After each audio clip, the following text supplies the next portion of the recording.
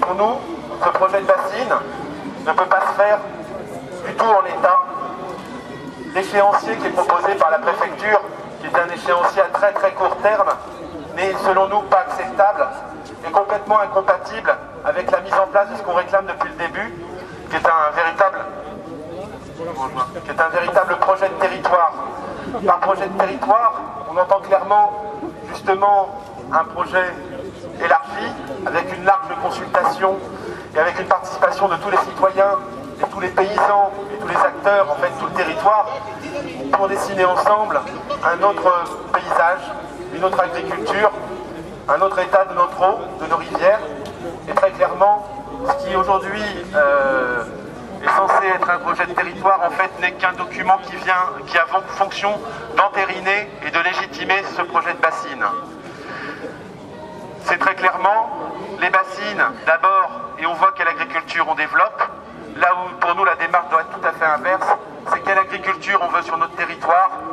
Et en fonction de cette agriculture, comme d'abord la vocation de nourrir ce territoire, si ça fait apparaître qu'il faut faire des petites bassines pour irriguer les légumes, eh ben, on tiendra à notre discussion, à notre positionnement originel, qui est, on n'est pas contre un principe de réserve de base, on est vraiment sur le questionnement de réserver l'eau, pourquoi faire, pour quelle agriculture.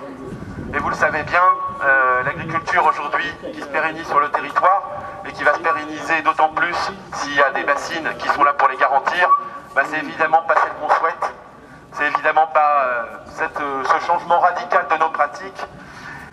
Et c'est aussi là l'état d'urgence.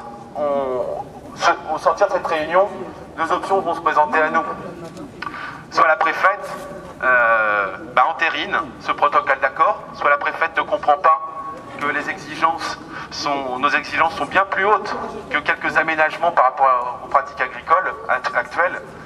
Et dans ce cas-là, on peut se retrouver dans un échéancier à très court terme, que les bassines soient validées d'ici la fin de l'année, et ça veut dire un début des travaux au début de l'année prochaine. Cette option-là n'est toujours pas écartée, et je lève bien l'ambiguïté que la bataille de la région n'était qu'une bataille.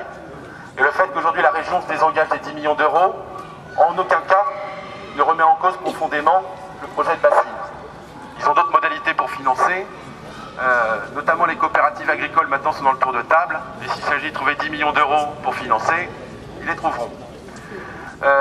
Donc dans ce cas-là, vous imaginez bien qu'on va franchir un cap dans la lutte, on va forcément rentrer dans un mode de résistance réel, il faudra s'engager, et peut-être même s'engager physiquement, pour que ces projets ne voient pas le jour.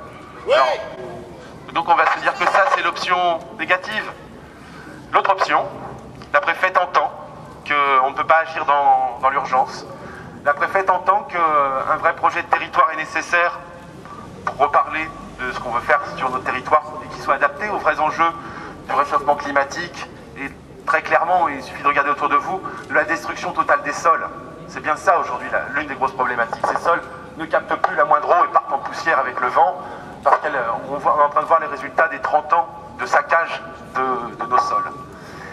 Et dans ce cas-là, nous ce qu'on propose, et l'échéancier qu'on propose, c'est un échéancier sur 2 ans, un échéancier avec un véritable projet de territoire qui puisse s'animer dans chaque village. On a toute une proposition de méthodo avec dans chaque village des rencontres entre exploitants et habitants et qu'on puisse ouvrir la parole sur qu'est-ce qu'on veut chez nous, quel territoire on veut, quel paysage, quelle haie on veut, quelle mare on veut, tout ça.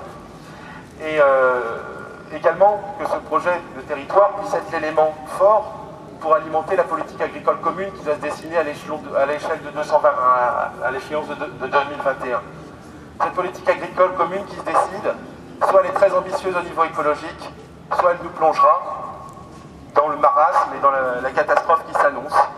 2027, c'est le moment où enfin la France devrait remettre en état les rivières en bon état écologique. Ben, si la PAC n'est pas dessinée en fonction de cet objectif-là, eh ben, le carnage continuera. En tout cas, il est important qu'on soit tous là, enfin tous, les 2000 ne sont pas là, mais de montrer à la préfète que la mobilisation continue, qu'on lâche rien, et que si elle venait à faire les mauvais choix, ben, elle trouverait du monde en face. Voilà.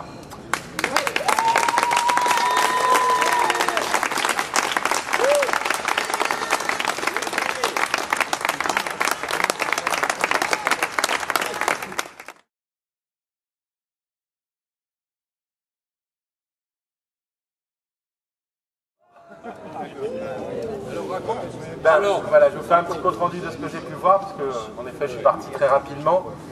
La préfète a introduit la Réunion dans une déclaration du Premier ministre sur le thème des réserves d'eau sur le territoire.